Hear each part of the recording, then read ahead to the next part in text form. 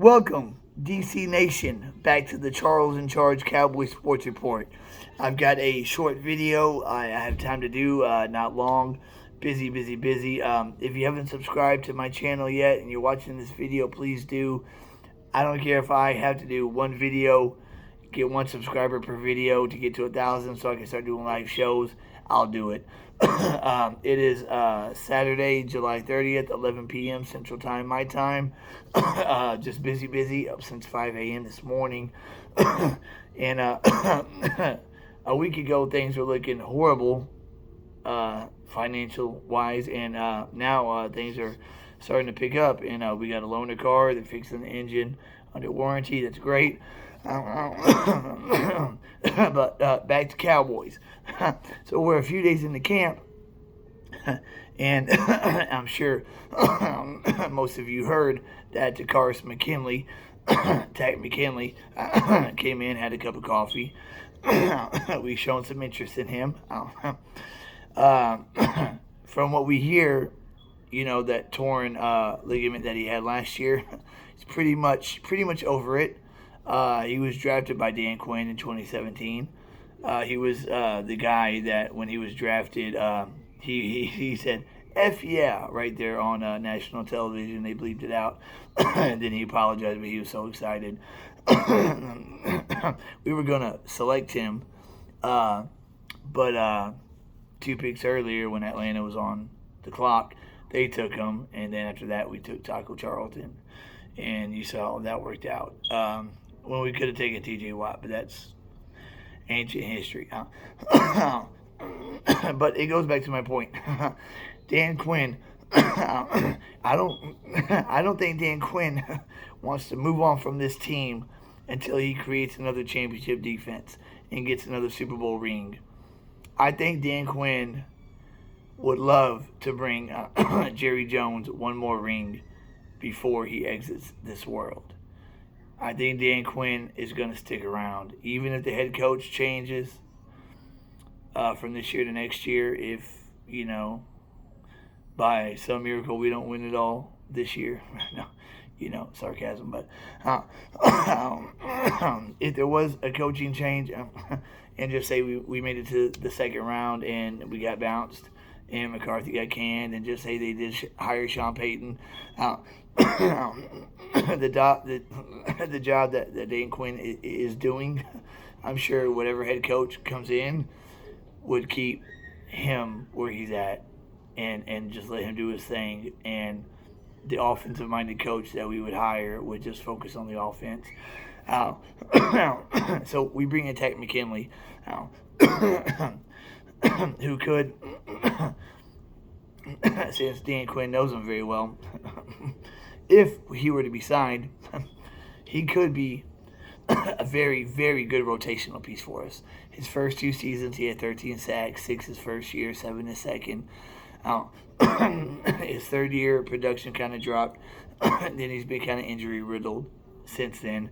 But kind of like Dante Fowler, he could, resurrect his career here. But it goes to show what I said in my previous videos. I believe we will sign a few free agents, but it'll be during camp. And I do believe we'll sign Anthony Barr. We're just waiting to see what the young linebackers look like. Jabril Cox, you could say, is half a rookie since he played a couple games last season.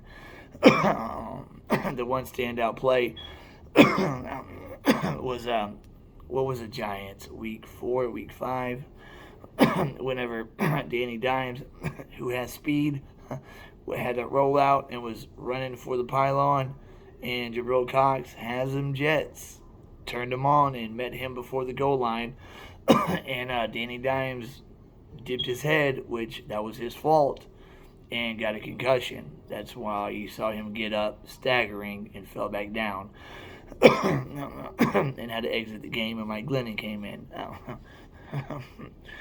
I think they're gonna see flashes from Jabril Cox, but Dan Quinn is I don't think he's going to see 100% assurance that a veteran like Anthony Barr can bring.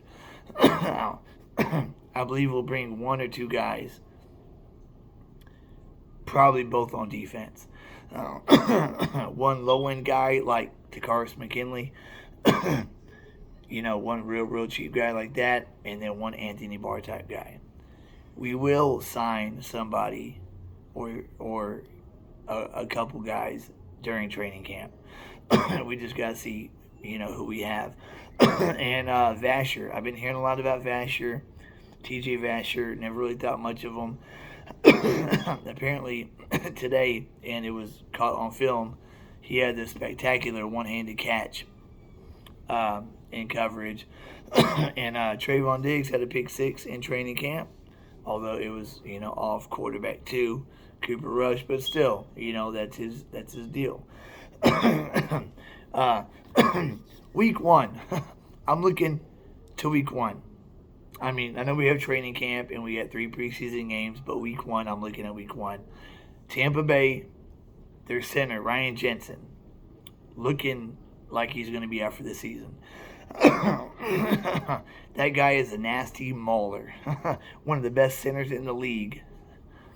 And with him out and not being able to play week 1, with all the other people that they've lost, that will be a huge loss. Because with our interior, with Ridgeway, even though he's a rookie, I think he's going to, give interior offensive lineman fits. And Bohanna in the second year should make a stride. And Gallimore and OC are damn sure going to make some noise. So with Jensen being out, that gives us a better chance to get a push up the middle. And the way you beat Tom Brady is be in his face all game. And if we get pushed up the middle, that throws his game all off, because we're getting outside pressure. That's a given. Outside pressure we're going to get all year. Now, they did sign Julio Jones because Godwin won't be playing. AB's not there. Gronk is, might or might not come out of retirement. Even if Gronk does come out of retirement, he's not 2016 Gronk. I think J-Ron Curse could man him, could body him, could neutralize him. J-Ron Curse, when the season's over with, will be a top 5 safety in this league. He had a better season than Budda Baker did last year. So they have Julio Jones. But Anthony Brown, since his draft day in 2017, has continuously gotten better. And last season, he was pretty damn good. Now, he did get a lot of attention because of Trayvon Diggs' 11 interceptions, 2 touchdown season. Besides week 1, when he was going up against AB, who was still in his prime, and Thanksgiving, when he was just off his game. Out of the 17 games of the season, those were the only 2 that he didn't play well. Other than that, he played great. He played great against Justin Herbert. He played great against Patrick Mahomes. He played great against a lot of good quarterbacks. So, with Julio, at this phase of his career, because Diggs will be on Mike Evans week 1. I believe Diggs will follow Mike Evans if necessary, because you don't want Mike Evans on Brown. And what a lot of people don't know is Anthony Brown is very fast. Also, he's a fast cornerback. And I still think Julio Jones, one-on-one, has the edge on one-on-one matchups. But a seasoned veteran like Brown, being twice his age and a lot faster, has that makeup speed, I think he can handle his own. So the Julio Jones signing doesn't scare me as much. And if need be, we can roll coverage his way and let Trayvon Diggs handle 13 by himself like he did week 1 last year. This season, our defense is what's going to take us to the top. The offense will be good. It won't be number 1 in points, number 1 in yards. It won't be constructed that way. It'll be reverted back to a run-first offense. Right now at left guard, I don't know if they're just letting Tyler Smith know that nothing's given in the NFL, that just because you're a first-round pick, you're not just going to be handed the left guard spot. So Connor McGovern is giving him a run for his money at the starting left guard spot, which I think is good, because as a rookie, if you just, automatically, you're going to be plugged in here, no matter what. You got no competition, nothing to worry about. I think it takes a little bit of that hunger away. And having Connor McGovern, giving him a run for his money, being that Connor's been in the league a few years, will benefit Tyler Smith. I believe at the end of training camp, 73 will be starting left guard. Pretty sure of it. And we will have a run-heavy offensive line. And Jerry Jones today was saying that everything's going to have to go through Ezekiel Elliott. Ezekiel Elliott is going to have to play his best ball, and the line's going to have to block like it can. And I agree with that. But Jerry Jones also said, and there's room for Pollard too. Sometimes I just think he just likes to hear himself talk, because I believe that Kellen Moore and Mike McCarthy are getting some special packages together for number 20. Because Tony Pollard is a kind of running back that you just need to get the ball in his hands in space and then let him do what he does. Because like I've said, he's Marshall Faulk-ish. He's not Marshall Faulk. Barry Sanders is a good comparison. But Barry wasn't a great receiving back. But Marshall Faulk-ish, being that, out of Memphis, Tony Pollard was a receiving back. But he can also run the football, as y'all saw last year. Against the Saints, he busted a 7-yard, home run touchdown up the left side. So our X factor on offense will be Tony Pollard. And the practices open to the public, you won't see those plays. The closed practices, that's when they're going to be, showing that off. This is going to be a special season. Keep your eyes open to see who we sign.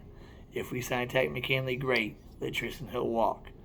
We let Tristan Hill walk, that's like $1.5 million extra that we have in cap room. Tristan Hill is a bust in my mind already. And I think McKinley could offer more. And just one Anthony Barr.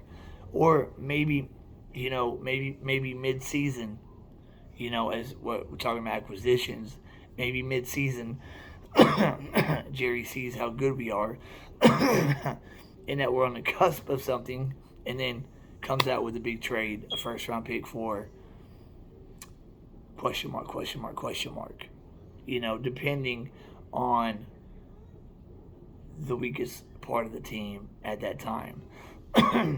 Just say at the bye week we're 6-2, and there's one part of the team that is getting exposed. I wouldn't be surprised if Jerry Jones makes a trade mid-season like he did in 2018 to try to get us over the hump. This will be a special season, guys. We're young, we're hungry, we have a lot of good talent. And Dan Quinn, like Mark Holmes said, is, sleeping with a smile on his face with all the weapons that he's got, including, Weapon X, Micah Parsons.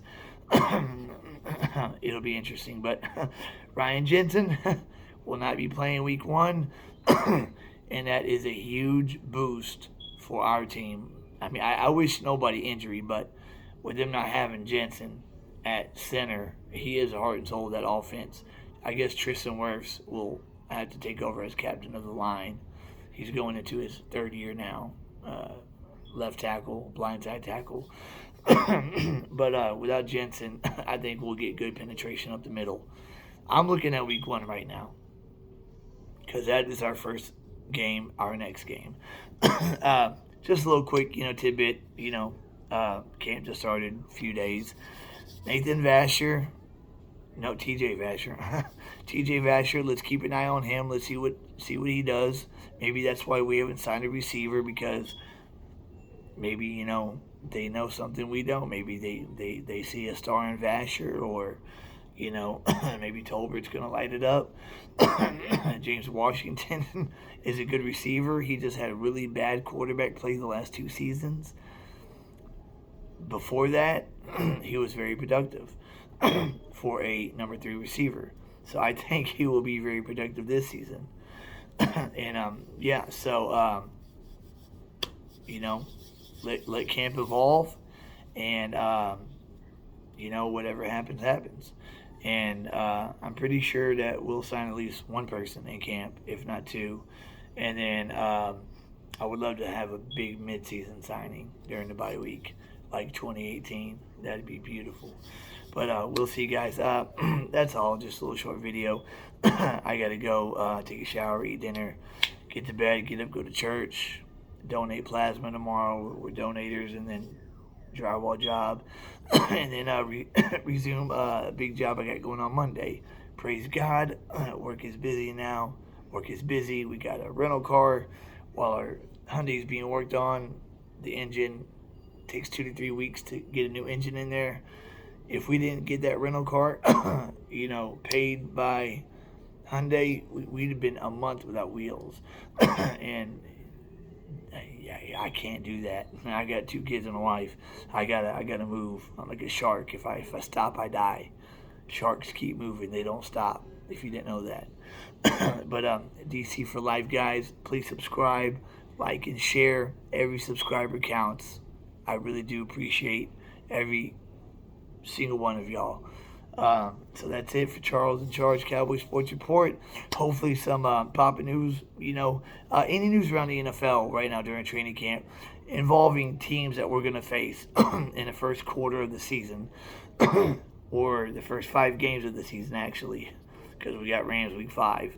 Anything that has to involve those first 5 teams, Tampa, Cincinnati, New York, Washington, and LA, I'll also report on and give you my opinion on, So that's it for this episode of Charles in Charge Cowboy Sports Report. I will catch you on the flip side, guys. Until then, stay cool, stay calm. God bless. I'll catch you later.